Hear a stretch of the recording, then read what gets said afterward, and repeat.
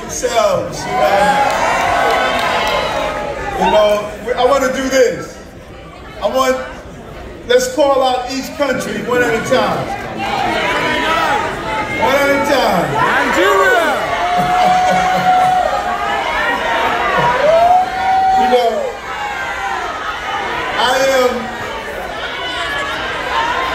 I am probably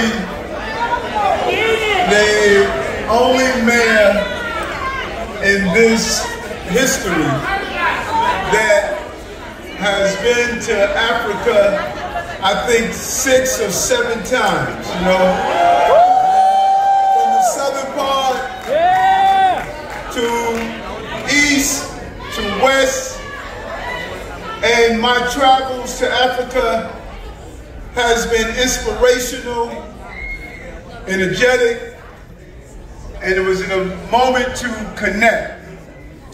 And many of you know that right after the primary, I traveled to the continent, and even before that, when I went to Senegal to go to Gorée Island,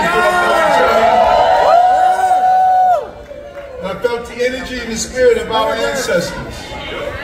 And then after being elected, I went to Ghana and engaged with a real spiritual journey as I visited the sites where we were ripped apart and torn from each other. In my days in Lagos, Nigeria. Let me tell you about Lagos. I arrived on one day and I didn't sleep until 3 days later. And the beautiful drive in the southern part of the continent, driving from Cape Town to Port Elizabeth and Joburg in South Africa.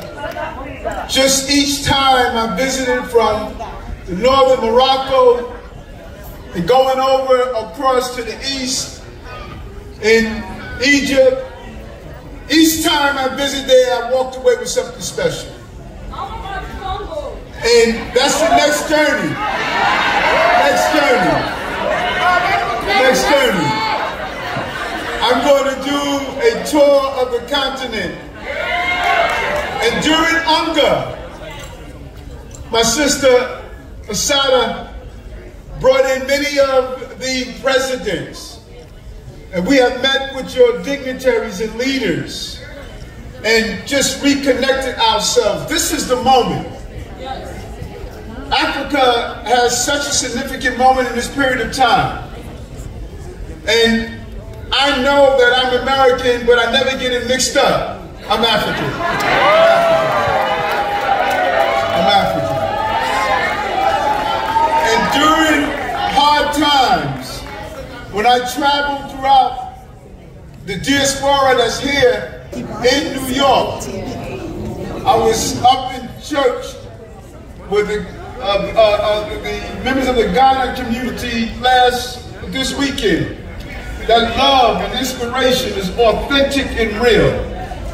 And we were looking forward to this day to really invite you here. You grace us with your presence here in Gracie Mansion. And to my team that's here, my commissioner from International Affairs, he has made it a clear mission of reigniting ourselves with the African diaspora. We want to do great things with Africa. We want to reintroduce our young people to their aunties and uncles and cousins from the continent. We want to re-energize ourselves, but there's one thing that I want to do in just a moment of silence.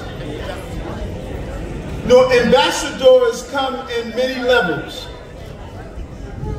And there's one brother who became an ambassador for the continent of Africa by using his skills as an NBA player. Brother Dikembe Mutombo transitioned and he's now among the ancestors. As a young man, we lost him to brain cancer.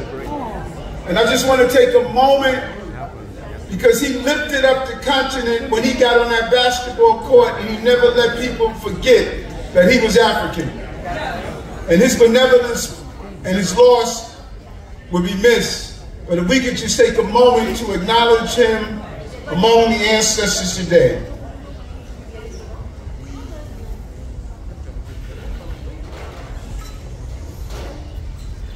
Rest in peace, my brother. And let's continue to lift each other up during these difficult times. Good people walk in the room when others walk out.